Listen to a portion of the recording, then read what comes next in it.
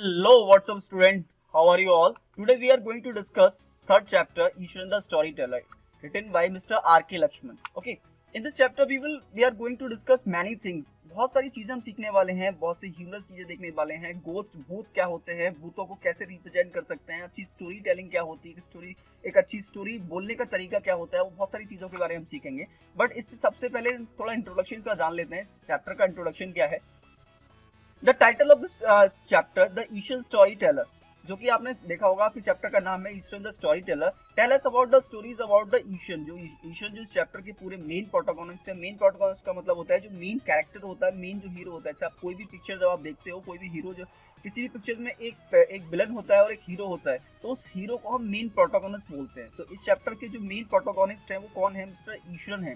He is called the story Taylor. उनको story teller कहा जाता है. क्या कहा जाता है? Story teller. Because he story telling is an art. क्योंकि मतलब अगर राइटर इस चीज पे फोकस करते हैं कि जो स्टोरी टेलिंग है वो एक आर्ट होती है. He is good at it. वो उसमें बहुत ज्यादा अच्छे होते हैं. Ishan was special effect does voice modulation. इसमें वो देखो ईशन जो है वॉइस मॉड्यूलेशन का यूज करते हैं. ठीक है, यूज इज बॉडी लैंग्वेज, अपनी बॉडी लैंग्वेज का यूज कर रहे होते हैं to make the story realistic. जिससे उनकी स्टोरी जो है रियलिस्टिक हो जाए. ठीक है, जैसे सपोज करो मैं आपको स्टोरी बताता हूँ. एक जंगल में एक शेर रहता था, वो बहुत खतरनाक था, सारे जानवर उससे डरते थे. अब एक तो ये हो गई स्टोरी, बताई आदमी बोल रहा है. अब अगर इसी स्टोरी को मैं ऐसे बोलता हूँ, सपोज एक जंगल में एक शेर रहता था, वो बहुत ज्यादा खतरनाक था, सारे जानवर उससे डरा करते थे, वो इतना ज्यादा खौफनाक था कि उसको देखते ही सारे जानवर फुर्र हो जाया करते थे. तभी एक चूहा उस जंगल में आया. वो अपने आप को बहुत एंथुसियास्टिक था, वो बहुत ब्रेव था, बहादुर था. चूहा होते हुए भी वो शेर से नहीं डरता था. ये बात शेर को बहुत खल जाती थी कि एक जो छोटा सा चूहा और ये ऐसे कर सकता है. तो आपने देखा कि मतलब दोनों ही तरह से स्टोरी को बोलने का जो तरीका है वो क्या है, एक आर्ट है. मतलब एक स्टोरी से आपने बोला एक जंगल में एक शेर था, बहुत बहुत ही मरी सी आवाज में बहुत डल होकर इसको बोल रहे हो, एक आप बहुत एंथुसियास्टिक को बोल रहे हो. यहाँ पे आप क्या कर रहे हो, एक वॉइस मॉड्यूलेशन का यूज आप कर रहे हो. ठीक है, इसके साथ साथ आप जब करने के लिए आप अपने हाथ पैरों को यूज करते हो, उसे सिग्नल देते हो, बॉडी लैंग्वेज का यूज करते हो, इससे आपकी स्टोरी जो है रियलिस्टिक लगने लगती है. लोगों को, जो आपके लिसनर्स होते हैं, उन पर एक अच्छा इफेक्ट जाने लगता है. Story the writer want to highlight the this quality of Ishan. यहाँ पे जो राइटर्स हैं इसके, ठीक है, वो क्या कर रहे हैं, वो हाईलाइट करने की कोशिश करते हैं इस क्वालिटी को. किसकी क्वालिटी को? ईशन की जो क्वालिटी है स्टोरी टेलिंग को, उसको हाईलाइट करने की कोशिश करते हैं. That he was so good at telling story, कि वो इतना अच्छा था स्टोरी टेल करने में, that they appear to be real. जिससे उसकी जो स्टोरी होती थी वो रियल लगने लगती थी. His story were a source of entertainment. उनके लिए जो सोर्स थी, एंटरटेनमेंट का सोर्स थी. किसके लिए? जो महेंद्र था, इस चैप्टर का जो सेकंड मेन प्रोटोगोनिस्ट है महेंद्र, उसके लिए क्या थी? वो एक एंटरटेनमेंट का सोर्स थी. अब इस चैप्टर को थोड़ा डिटेल में पढ़ लेते हैं. सबसे पहले एक्सप्लेनेशन देखते हैं इसका. एक्सप्लेन कैसे इन चैप्टर को एक्सप्लेन कर सकते हैं. Ishan the story was told to Ganesh. यहाँ पे देखो आप एक चीज आप देखोगे, ईशन की जो स्टोरी है वो टोल्ड टू गणेश, गणेश को बताई जा रही है बाय महेंद्र. दो कैरेक्टर है इसके, महेंद्र और ईशन. महेंद्र जो है अपने कलीग्स को, अपनी जो फ्रेंड है गणेश, उसको स्टोरी को बताता है. Who work as a junior supervisor. जो एक सुपरवाइजर है as a different construction site. जो कंस्ट्रक्शन साइट होती है, सपोज करो रोड बन रहा है, रोड को जो बनाने वाली कंपनी है, एक कंस्ट्रक्शन साइट है, उसको ठेका मिला है, उसने एक सुपरवाइजर को रखा हुआ है, उसने कई सारे मजदूरों को रखा हुआ है. तो वो कंस्ट्रक्शन है, तो कंस्ट्रक्शन साइट में सुपरवाइजर की जॉब वो किया करता था. ठीक है. As Mahendra was unmarried. Mahendra क्या था? अनमेरिड था, उसकी शादी नहीं हुई थी. He was able to live in a temporary shelter. Temporary shelter में रहा करता था. टेम्पररी शेल्टर का मतलब है, सपोज आप अपने घर में रह रहे हो, तो वो आपका क्या हुआ? वो परमानेंट शेल्टर है, वो आपका अपना घर है. बट महेंद्र क्या करता था? जो कंपनी टेम्पररी शेल्टर करती थी, कोई भी रूम्स उसको प्रोवाइड कर दिया या कोई टीन सेट उसको प्रोवाइड कर दिया, तो जहां वो रहता था, जो कंस्ट्रक्शन कंपनी की तरफ से उसको प्रोवाइड किए जाते थे, जो टेम्पररी उस पर रहा करता था, वो एक सुपरवाइजर था. तो उसे जगह जगह डिफरेंट प्लेसेस पे जाना पड़ता था, जहां भी उसका काम हो रहा होता था. Ishan accompanied Mahendra whenever he went. Ishan जो था वो उसके साथ ही जाता था जहां भी वो जाता था. वो क्या करता था? वो he was an advantage to him. उसके लिए बहुत ज्यादा एडवांटेज था. क्या एडवांटेज था महेंद्र के साथ में? he provide him company cooked food. वह कंपनी उसके लिए कुक्ड फूड जो है कुक करके देता था, है ना. उसके कपड़े धोया करता था. उसके लिए बाजार से सामान कलेक्ट करता था और बहुत ही आसानी से सामान को वो कलेक्ट कर लेता था जो भी उसे खाना बनाने के लिए जरूरत में होता था। मतलब जो सपोज करो आज मुझे रोटियां बनानी है तो रोटी बनाने के लिए मुझे जो है व्हीट चाहिए, उस पानी चाहिए, एक बर्तन चाहिए, या जो भी मतलब रिक्वायरमेंट है मेरी वो जो मुझे चाहिए, वो सारी की सारी चीजें जो महेंद्र था बहुत आसानी से उसको जुटा लिया करता था। Every morning Mahendra would get ready, अभी हर दिन महेंद्र जो है तैयार होता था, ईट हिज ब्रेकफास्ट, अपने ब्रेकफास्ट को करता था, टेक हिज लंच, अपना लंच लेता था, and go for his work, और अपने वर्क पे चला जाया करता था। इस टाइम पे ईशन क्या करते थे, वो उनके कपड़ों को साफ किया करते थे और उनके इसके साथ साथ उसका लंच तैयार करते थे। और उसकी फेवरेट जो तमिल बुक्स हुआ करती थी, वो बहुत ज्यादा फॉन्ड ऑफ था क्या, तमिल स्टोरीज को पढ़ने का। तमिल स्टोरी पढ़ना उसे बहुत ज्यादा अच्छा लगता था। जब भी उसे मौका मिलता वो तमिल स्टोरीज को पढ़ता और उसके बाद उसको ट्रांसलेट करके महेंद्र को सुनाया करता था। जब भी उसे टाइम मिलता दोपहर में तो बेचारा सो भी जाया करता था। In the evening Ishan would entertain Mahendra with his story, शाम के टाइम में महेंद्र को एंटरटेन करता था अपनी स्टोरीज से। वो स्टोरीज बताया करता था जो इतनी ज्यादा रियलिस्टिक लगती थी कि महेंद्र उसमें खो जाया करता था।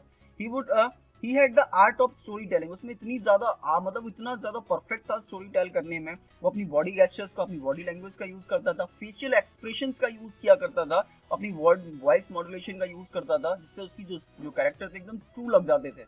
ओके, इवन द स्टोरी जो है वो अनट्रू होती थी, लगता था ये बहुत मनगढ़ंत कहानी है, लेकिन ईशन जो है इसको ऐसे नरेट करता था, ऐसे यूनिक वे में नरेट करता था कि महेंद्र इसको लिसन बहुत क्यूरियसली सुनता था। उसकी आंखें खुली रह जाती थी कि एक्चुअल में कोई इतनी ऐसा भी हो सकता है। मतलब देखने में लगता है, हमारा माइंड एक्सेप्ट करता है कि ये चीज गलत है, लेकिन कभी कभी ऐसा होता है कोई व्यक्ति उसको ऐसे रिप्रेजेंट करने की कोशिश कर रहा होता है कि ना चाहते हुए भी हम उसको रियल मानने लगते हैं।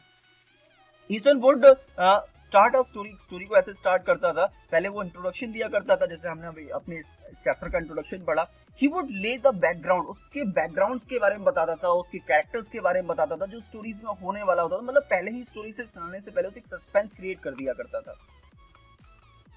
ही डिस्क्राइब अ सिंपल इंसिडेंट, किसी भी सिंपल इंसिडेंट को भी वो ऐसे डिस्क्राइब करता था, इतनी डिटेल में जाके उसको डिस्क्राइब करता था, along with the action that would create suspense, तो वो सस्पेंस क्रिएट कर देते थे उसके लिसनर्स के माइंड में। अब एक अच्छी स्टोरी राइटर और स्टोरी टेलर वही होता है जो अपनी स्टोरी के अंदर एक सस्पेंस क्रिएट कर पाए, एक प्लॉट क्रिएट कर पाए। सपोज करो, मैं आपको एक छोटा सा एग्जांपल देता हूँ। अगर आप लोग सब टीवी देखते हो तो टीवी में क्या होता है, कोई भी आपका फेवरेट सीरियल है, उस फेवरेट सीरियल को वहां एंड किया जाता है जहां वो सस्पेंस क्रिएट करते हैं। मतलब आपके माइंड में रहता है कि अगले दिन क्या होगा क्या होगा क्या होगा, और नेक्स्ट डे जब वो सीरियल जब आता है तो आप देखते हो कुछ नहीं कि उसने वो एक सपना देखा हुआ था, सपने में दे रखा हुआ और कुछ नहीं, लेकिन उसके उस दिन भी पूरे पर्टिकुलर सीरियल को ऐसी जगह एंड किया जाएगा कि जहां पे आपको फिर एक सस्पेंस क्रिएट कर दिया जाएगा, आपको फिर लगता रहेगा कि कहाँ हुआ। सपोज करो आपको मंडे टू फ्राइडे वो सीरियल आता है और फ्राइडे को एंड हुआ, तो मंडे तक आप यही सोचते रहोगे कि क्या हुआ होगा क्या हुआ होगा क्या हुआ होगा। तो इस टाइप से क्या होता है कि हमारे एक अच्छा जो स्टोरी टेलर होता है, स्टोरी अच्छा राइट, जब भी आप स्टोरी राइट करते हो तो अपनी स्टोरी के अंदर एक ऐसा सस्पेंस क्रिएट करो जिससे आपका जो रीडर है, आपका जो व्यूअर है, उसको लास्ट तक देखने की कोशिश करे। ठीक है, कि मतलब सपोज करो कि एक छोटी सी स्टोरी में यहाँ पे बनाता हूँ कि एक जो व्यक्ति है इस पूरे जाल में जा रहा है, अब आगे दो राक्षस है और उसे बांध कर फौज की कोई चीज लेके भी आनी है, तो वो कैसे गया, क्या करा, कैसे उसको चीट किया, तो पहले इंट्रोडक्शन देके उस चीज को बनाने की कोशिश करी। तो ऐसे इसमें मास्टर था कौन, ईशन, कि वो एक सस्पेंस क्रिएट कर देता था कि मतलब एक जंगल में दो राक्षस रहते थे और एक व्यक्ति को वहां जाना था, आगे एक जंगल से एक पेड़ को लेके आना था, एक पत्ती लेके आनी थी, एक औषधि बनानी थी, एक दवाई बनानी थी, कुछ भी क्रिएट करके आप बना सकते हो। तो ऐसे क्या होता है, इस टाइप के सस्पेंस क्रिएट, जो जैसे आपने एक स्टोरी लिखी और आपका जो रीडर है, सपोज करो एग्जामिनर है जो उसको चेक करेगा, तो वो लास्ट तक पढ़ने की कोशिश करेगा और वो लास्ट तक स्टोरी को पढ़ेगा, तो आपको 10 में से 10 मार्क्स मिलने की बहुत जो संभावना है बहुत ज्यादा बढ़ जाती है आपकी। ठीक है, ऐसे ही वंस ही टोल्ड महेंद्र, इसने महेंद्र ने एक स्टोरी बताई ऑफ एन एलिफेंट, एक एलिफेंट के बारे में, that he had escape from the jungle, की वो जंगल से मतलब भाग आया था और एंटर द टाउन, और टाउन में उसने मतलब घुस आया था। The beast reach the Ishan school, Ishan के स्कूल्स में घुस गया, तब स्कूल में घुस गया। As he destroy the school property, उसने सारी स्कूल की प्रॉपर्टी को डिस्ट्रॉय कर दिया, उसने स्कूल के गेट को तोड़ दिया, वहां जो झूले टंगे हुए थे वो तोड़ दिए। यहाँ पे आप इमेजिन कर सकते हो कि आप स्कूल गेट में घुस रहे हो, स्कूल का जो गेट है उसने वो तोड़ा, फिर वो स्कूल के पार्क में घुस गया, उसने सारे पेड़ों को तोड़ दिया, सारे झूलों को तोड़ दिया और उसने क्या किया, लॉक स्टूडेंट जितने भी थे उन्होंने लॉक कर लिया अपने आप को क्लासरूम में। अब क्लासरूम में लॉक करने के बाद at the time Ishan was studying in one of the junior classes. उस समय जो हमारे मेन प्रोटोगोनिस्ट है मिस्टर ईशन, वो किस में पढ़ा करते थे, वो उस समय पढ़ रहे थे किसमें, जूनियर क्लास में पढ़ते थे। जूनियर क्लास में, जूनियर क्लासेस का मतलब है मतलब अप टू 8 क्लास के जो बच्चे थे होते हैं वहां वो पढ़ते थे। He was watching the incident from the roof top, वो छत से, मतलब कहां से देख रहे थे, छत पे खड़े होकर सारे इंसिडेंट को देख रहे थे। उस समय क्या होता है, he took a stick from his teacher, teacher से strictly and came down the stairs, stairs पे ही ground, he walked forward the elephant, वो elephant की तरफ गए and threatened to attack him, और उसको धमकी देते हुए उस पर अटैक कर दिया। क्या किया, Ishan was not scared of it, इसको उनको जरा भी डर नहीं लग रहा था कि एक्चुअल में ये हाथी है और बहुत बड़ा, वो बड़ा बड़ा है, अगर इसने जरा सा भी अपनी सूंड को हिला दिया, अपनी ट्रंक इधर कर दिया और मैं कहीं भी नहीं रहूंगा।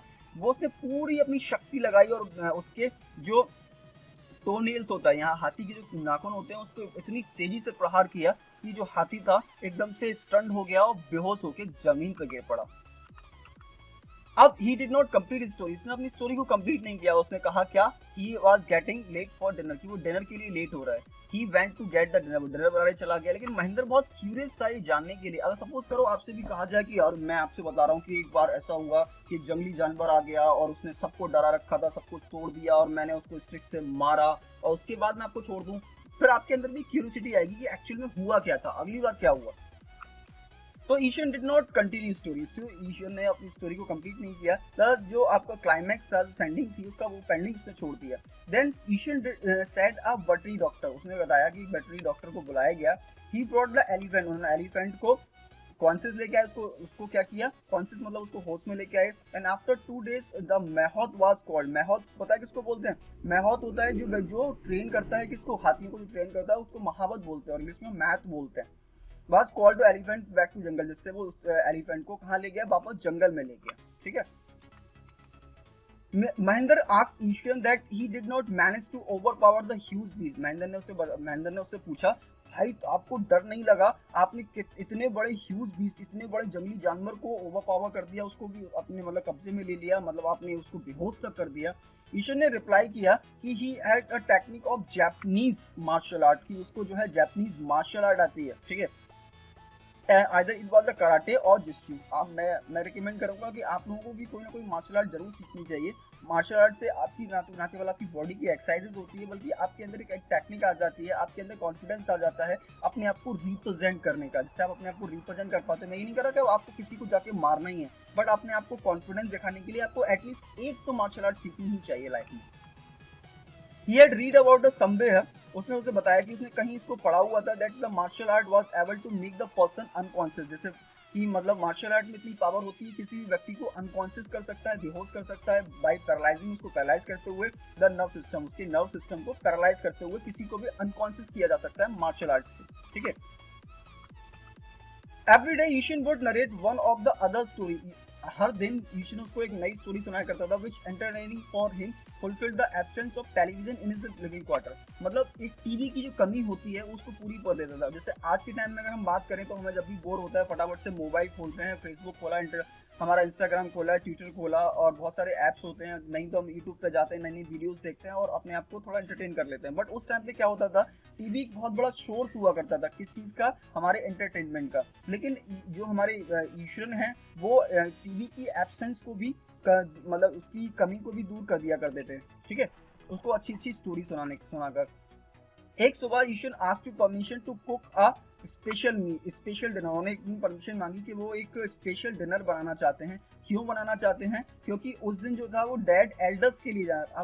अब देखा जाए तो साल में एक दिन, एक तो महीना ऐसा आता है, 15 दिन ऐसे होते हैं जब हम अपने पूर्वजों को, हमारे जो डेड एल्डर्स होते हैं जो चले गए हैं, हमारे दादी बाबा, उनके भी दादी बाबा जो होते हैं, जो हमारे पूर्वज है, उनको खाना खिलाते हैं, खाना बनाते हैं और पूजा करके मतलब उनको पक्षियों को डाला जाता है, स्पेशली क्रोस को डाला जाता है, स्पेशली कौवे जो होते हैं उनको डाला जाता है। अगर कौवे आके खा लेते हैं तो हम ये मानते हैं कि वो सारा जो खाना है वो हमारे पूर्वजों को मिल गया है, तो उसको हम श्राद्ध भी कहते हैं, कनागत भी कहते हैं, अलग अलग लैंग्वेज में अलग अलग वर्ड यूज किए जाते हैं। तो ऐसे ही उसने ईश्वर ने परमिशन मांगी कि वो स्पेशल मील बनाना चाहता है। उस शाम महेंद्र ने बहुत टेस्टी मील को एंजॉय किया और उसको बताया, उसको कॉम्प्लीमेंट दिया उसकी कुकिंग स्किल्स के लिए। Mahendra was relaxing after the meal, Mahendra जो है रिलैक्स कर रहा था अपनी मील के बाद में। क्या मतलब खाना खाने के बाद जैसे वो रिलैक्स कर रहा था, तो he just like Ishan started the narrating a story, उसने एक स्टोरी को नरेट करना स्टार्ट किया about the ghost and the supernatural power, की मतलब भूतों के बारे में और सुपरनेचुरल पावर्स होती हैं उनके बारे में स्टोरी को बताना स्टार्ट किया, ठीक है। He said the factory area was their lived, जहाँ भी वो फैक्ट्री एरिया है जहाँ वो रह रहे हैं, अर्लियर बurial ground, की वो burial ground था। On the first very day, उसने पहले दिन ही had seen a human skill, उसने ह्यूमन स्किल को देखा हुआ है।